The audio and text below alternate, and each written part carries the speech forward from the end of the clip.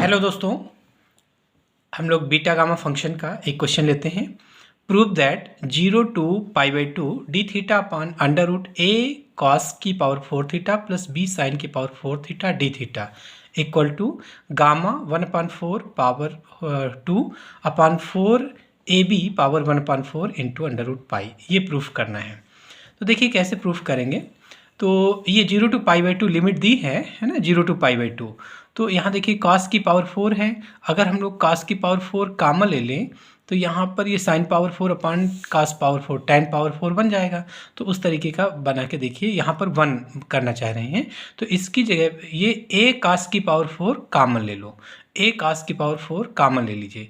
तो बाहर आएगा तो क्या हो जाएगा, देखिए रूट ए और cos स्क्वायर थीटा बाहर होगा तो अंडर रूट इसकी जगह पे 1 हो गया और प्लस b अपान ए इंटू टैन की power sine power 4 theta upon cos power 4 theta, ये हो जाएगा टैन की पावर 4 थीटा डी थीटा।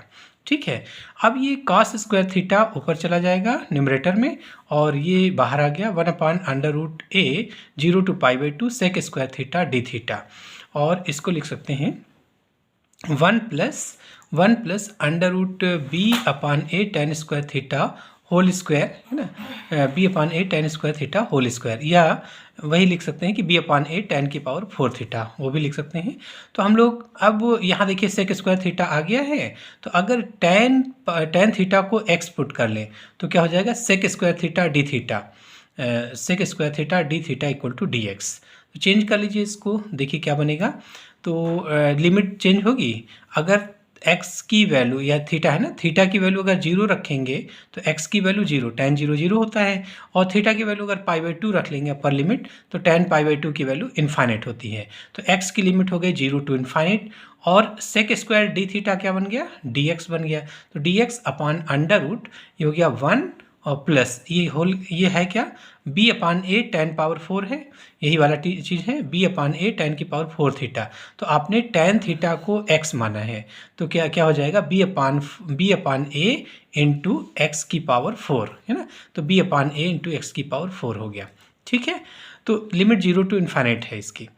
अब अगर इसकी जगह पे इस पूरे की जगह हम लोग t पुट कर लें तो हमको ये बीटा गामा फंक्शन में से बीटा गामा फंक्शन मिल जाएगा, बीटा फंक्शन। ठीक है, तो अगर इसकी जगह हम लोग टी पुट कर लें तो 1 + t वाला टर्म यहाँ पर मिल जाएगा।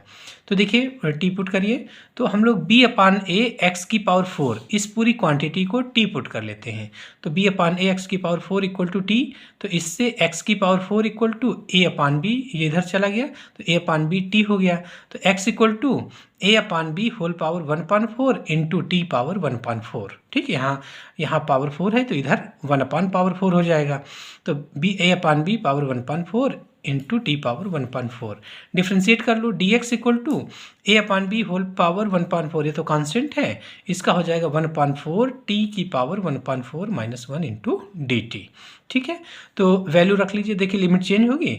अगर x की वैल्यू 0 रखेंगे तो t 0 रहेगा, x की वैल्यू इन्फाइनेट रखेंगे तो इन्फाइनेट हो जाएगा, मतलब लिमिट नहीं चेंज होगी। सो 0 to इन्फाइनेट, और ये वैल्यू किसकी है, dx की वैल्यू रख लीजिए पूरा, dx अपान अंडर रूट कितना आ गया 1 + t, इसकी जगह आपने t पुट किया है तो 1 + t हो गया। इसको देखिए ये वाला कांस्टेंट टर्म और 4 बाहर कर दो, so 1/4 under root a upon b power 1/4 limit 0 to infinite. यहाँ क्या बचा, t power 1/4 minus 1, t power 1/4 minus 1 upon 1 + t की होल पावर 1/2 लिख सकते हैं, 1 + t होल पावर 1/2 dt। अब इसमें देखिए एक बीटा फंक्शन बनेगा भी, तो ये a की पावर 1/4 को नीचे न्यूमरेटर में ले आओ तो कितना है 1/4 1/2 तो यही है, ये वाला आएगा सॉरी डिनोमिनेटर में, तो 1/2 माइनस 1/4 हो गया, और b की पावर 1/4 है यहाँ पर। 0 to इन्फाइनेट t की पावर 1/4 माइनस 1 अपान 1 + t। देखिए जो हाफ है, हाफ को हम लोग 1/4 + 1/4 लिख सकते हैं, जोड़ोगे तो 1/2 आएगा। ऐसा क्यों कर रहे हैं, क्योंकि हमें एक फार्मूला पता है 0 to π/2 x की पावर m - 1 अपान 1 + x की power m + 1 m + n d x equal to beta m n होता है। तो यहाँ एम माइनस वन है, तो ये आपका यहाँ एम लिखा जाएगा, है ना, ये एम माइनस वन है, यानी ये वाली क्वांटिटी यहाँ पे आती है। अपान में क्या होता है, इन दोनों का समेशन, इन दोनों का समेशन। तो यहाँ पर हम लोग ऐसा कुछ, तो ये तो देखिए इससे इसको हम इस फॉर्म में बनाना चाह रहे हैं, तो m तो फिक्स हो गया 1/4, इसको तो नहीं चेंज कर सकते हैं, तो ये तो आपका 1/4 हो गया।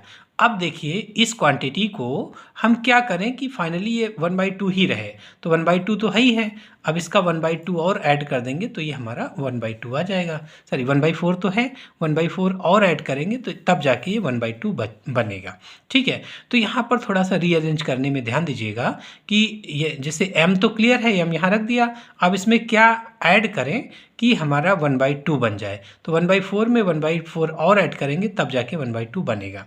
तो ये बन गया कितना, बीटा की देखिए इसको सही कर लो, तो 1/2 माइनस 1/4 कितना आएगा, a की पावर 1/4 आ जाएगा, है ना, एलसीएम 4 हो गया, तो 2 माइनस 1 सो 1/4, a की पावर 1/4, b की पावर 1/4, 0 टू इन्फाइनाइट, ये t power 1/4 minus 1/1 plus t whole power 1/4 plus 1/4 dt। ठीक है, ये आपका बन गया बीटा 1/4 कामा 1/4, यम और एन, बीटा 1/4 कामा 1/4, है ना, इस फार्मूले से।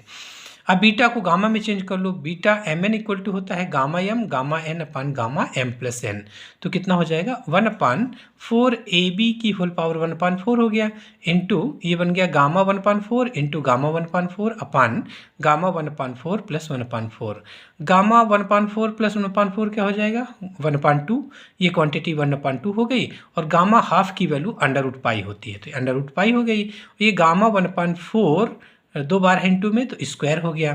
तो बस यही प्रूफ करना था आपको कि 0 to π/2 d theta upon √a cos की power 4 theta plus b sine की power 4 theta this equal to gamma 1/4 whole square upon 4 ab power 1/4 into √पाई। ठीक है, ये प्रूव्ड हो गया। Thank you.